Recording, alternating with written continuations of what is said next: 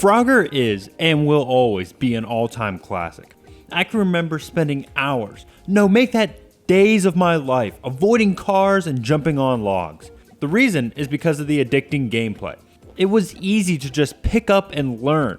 Unlike most modern games, you don't have to spend the first levels on a tutorial learning the game. Just move Frogger across the hazards and make it to the other side.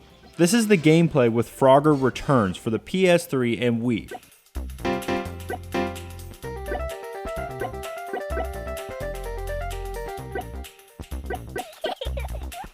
Very little has been changed from the classic original.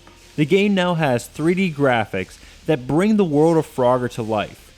This makes the game look better, but that is not to say the game looks good. The 3D models are not very detailed. I mean, just look at Frogger. It looks like something is wrong with him. He looks very concerned.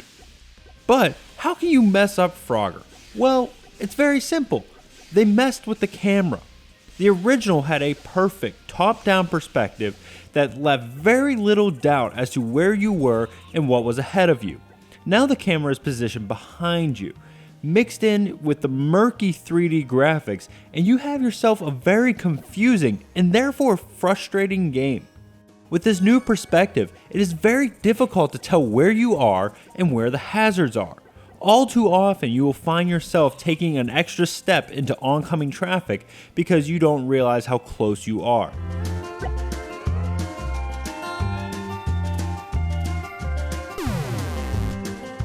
There are 4 different levels to hop across.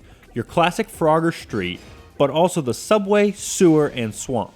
The levels are longer than before, with multiple sections with different hazards, and some levels are tougher than others.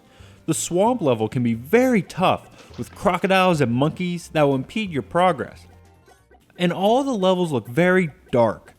I remember Frogger being a bright and colorful game, but I guess Frogger has come down with that next-gen brown disease. This is really becoming an epidemic.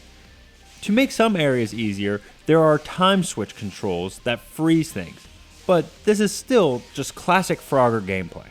Frogger Returns, only this time with a couple issues. If the camera were to give a better idea of where you are, the game would be greatly improved. The game can be frustrating, but if you're a big fan of leaping across highways, then you might want to check this one out.